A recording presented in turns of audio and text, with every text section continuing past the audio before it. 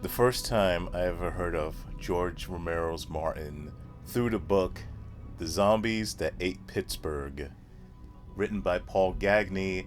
It is a wonderfully captivating and comprehensive book about the films of George Romero from Night of the Living Dead to Day of the Dead. It was published in 1987. It also delves into the work of George Romero pre Night of the Living Dead and other non-film related works as well. Martin is a 1977 film or 1978 film, depending on what you read, about a young man named Martin who comes to live with his much older cousin, Tadakuda, a very strict and overbearing man who believes that Martin is a vampire. Martin himself also believes that he's a vampire as well. I read the plot synopsis of what Martin was about in The Zombies That Ate Pittsburgh, and I found the concept to be interesting and unique, and I wanted to see Martin as soon as I could. I also thought it was really cool that John Amplas, who played Fisher in Day of the Dead, had a lead role in the film, and a George Romero film no less. And I really liked him in Day of the Dead, so I definitely was really keen on seeing Martin as soon as I could. Particularly, Martin was a film that had garnered a lot of critical acclaim, and even though it wasn't well known, it was considered to be easily one of George Romero's best films. Martin at the time was extremely difficult to find. There weren't any video stores around me that had a copy of it, so I had to be patient and just wait for the opportunity to finally see Martin. It wouldn't be that long after I discovered the existence of Martin that I'll be able to actually see the movie. I think it was the next year, I believe, that I finally would get my chance. The Museum of Modern Art, they were having a retrospective on vampire films that particular summer, and one of the films that they were showing was Martin. And I was just so excited to hear that news and finally get a chance to see Martin. And not only that, I'll actually have a opportunity to see it on the big screen. So I saw Martin, I think it was on a Saturday in the afternoon, and I went with my brother Kevin, and it was an incredible experience. I believe the show was just about sold out, or was sold out, and the audience just ate the film up. I thought the film was amazing, from beginning to end. It definitely exceeded the hype and expectations that I had in my head for Martin, and I wanted to see it again as soon as I finished seeing it. And I did get my chance to see Martin again sooner than I thought, even though at this point Martin still wasn't available on video. I mean, it was available before, but by this point it was out of print. But about a year or so later, Martin had aired on Cinemax, and I made sure to watch it again, made sure to record it, watched it as much as I could, and this was the way I would watch Martin until a number of years later it got on DVD, and I got myself a copy of Martin, which was later, I was fortunate enough to have it signed by George A. Romero. I still have that DVD to this day. A few days ago, I watched Martin in 4K, and I still absolutely adore this movie. But my feelings on it in a particular way, one of a number of ways, but one way really in particular, has definitely changed for when I watched it the first time around, when I saw it at the Museum of Modern Art. First and foremost, John Amplas, who plays Martin, is full-blown fantastic in this movie. He should have became a star after this, a big-time actor, and other things I've seen him as well. He is a gifted performer who absolutely shined in this movie. Watching Martin the first time around, it was the sympathetic side of him that captivated me the most, more than any of his other sides. I was clearly aware of just how awful Martin can be. I understood the gravity of the grave things and perverted things Martin did. I was 19 when I first saw Martin, and maybe it was watching it for the first time at that young age, maybe more sympathetic towards Martin than being horrified by him. Because now, when I watch Martin, it's the reverse. I'm definitely considerably more horrified by him than being sympathetic to him. I still feel that he is a profoundly tragic character. He is someone that, to some degree, people should empathize with. He is someone that people could pity. He is someone that people should think, man, like, someone needs to help this guy. I still feel like he is someone that people can and should be sympathetic for to some degree. It's just like, I don't know, maybe because I'm just a lot more aware of just how horrible this world can be, how horrible this world can be towards women. And the older I'm getting, I'm just becoming more and more aware of just how things are. That yeah, that my sympathy towards Martin has definitely diminished. I have a hard time like watching him now in a way that I didn't before. It's certainly when I first watched Martin. When I first watched Martin, I knew he was a bad guy from the jump. But I guess like I looked at him the same way as, you know, people can look at other types of cinematic villains like Darth Vader or Hannibal Lecter or Freddy Krueger, like guys who are objectively just horrendous figures who do the absolutely worst, most basest things. But at the same time, it's like, you know, they're terrible, but you still find them incredibly fascinating, and in some way, like, you may want to root for them. Like you know they should be captured, you know they should be incarcerated and, you know, punished to the full extent of the law or laws. But then there's this other side of you just like, I don't, because they're so charismatic, they're so badass or whatever, that you want them to evade justice. You may even want them to like you know, beat the good guys.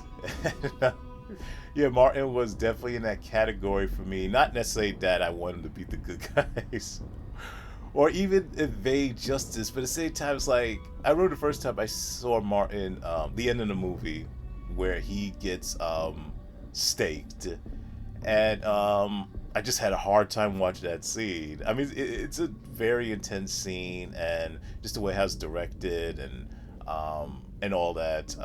Yeah, it's supposed to pack a wallop, that scene. But I was like feeling so bad for Martin.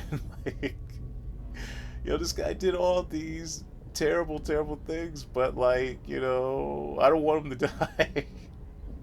You know, it's just, I don't know. That's the thoughts in my head when I first saw Martin, and I felt that way for many, many years. I remember watching it with subsequent viewings, and I would just dread, like, you know, the very last, well, maybe not the very last scene of the movie, but the climax of the film, where Kuda goes ahead and, you know, hammers that stake literally into Martin's midsection. So yeah, just seeing that scene where Kuda does what he does, and I'm like, oh god, it's like when Night of the Living Dead. It's like every single time when I know the ending's coming up, and I dread like what's going to happen to Ben. Like, I did that with Martin, not to the same degree, of course, because Ben is clearly a hero, and Martin definitely is not. But yeah, like, oh man, it's the scene when Martin gets his, I'm like, yeah, he deserves it, but still.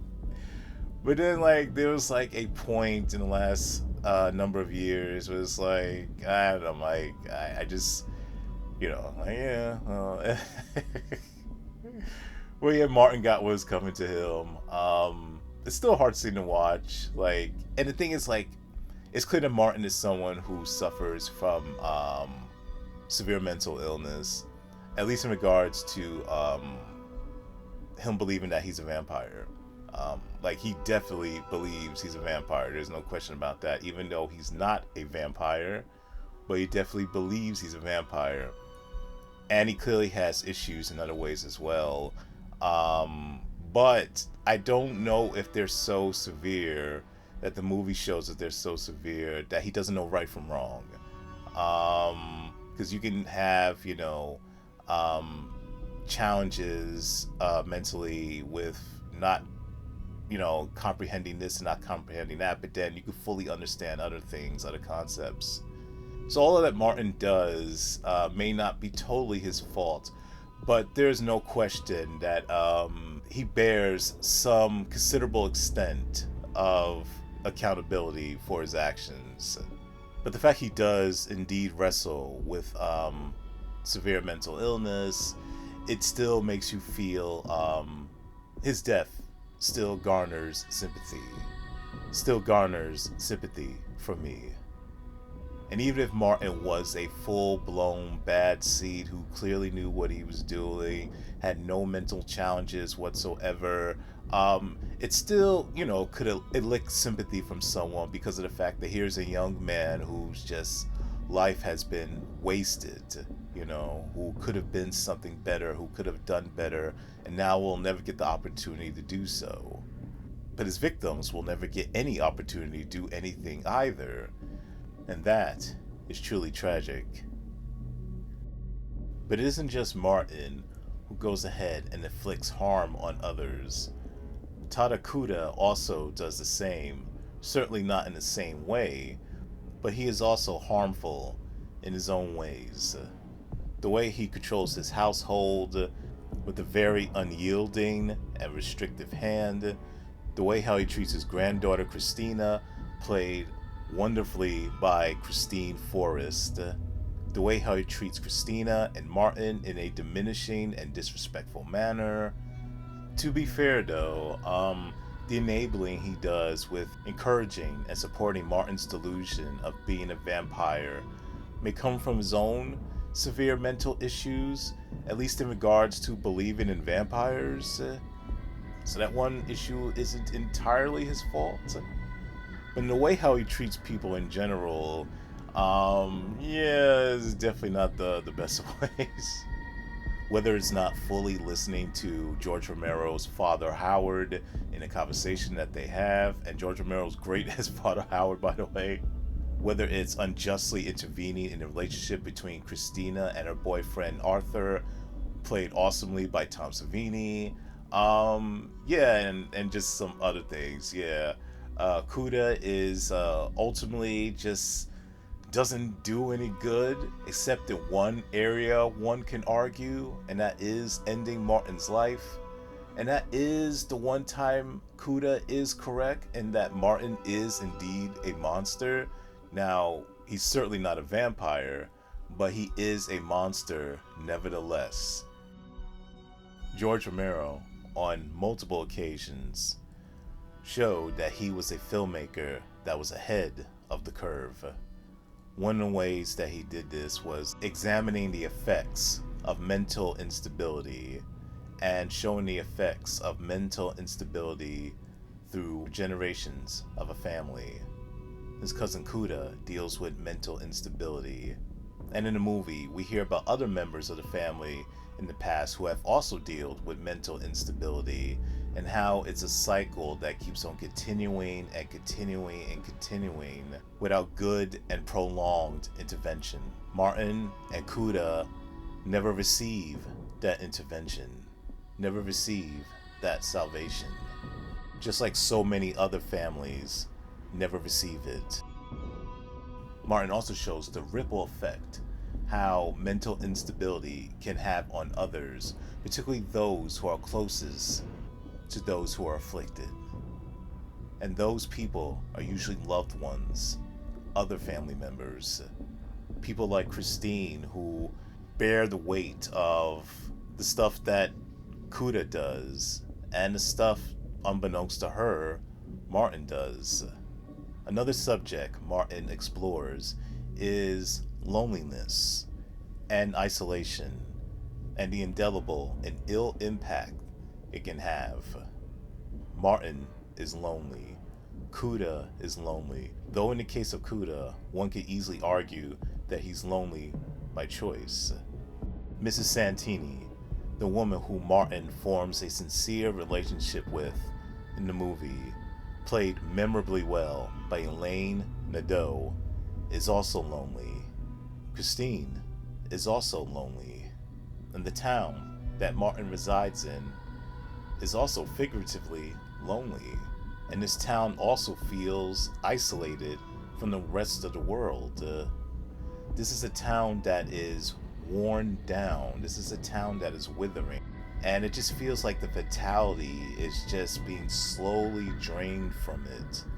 There are moments where you do see, you know, activity and even joy, like in the scene with the parade towards the end of the movie.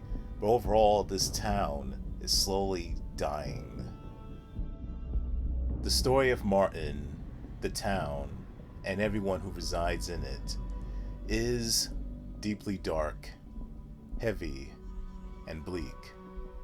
But not everything is hopeless in this story. There is at least one silver lining, and that comes to the conclusion of Christine's story. Christina's story, among other things, exemplifies how the cycle of generational distress continues. And it also exemplifies of how the cycle of generational distress can also be broken and overcome. Despite the hardships Christina endures, she chooses in the end to not let them overtake her, and she chooses to be free and not continue the generational distress. As heavy and as horrific life can get in the world of Martin, there are moments of relief. There are moments of levity. There are moments of dark humor. George Romero once again did an incredible feat of handling the spectrum of emotions. Out of all of George Romero's work, George Romero considered Martin to be his favorite film of them all. I just love the way how George Romero shoots many of the exterior scenes in this film. Some of them are actually quite breathtaking. The music by Donald Rubinstein is melancholy, mesmerizing, and moving. Martin is a unsettling, uncomfortable, uncompromised, and undisputed masterpiece from the master filmmaker George A. Romero. It is my favorite film from him outside of his incredibly monumental original Dead trilogy. I love this film because this is a horror movie. This is filmmaking at its finest.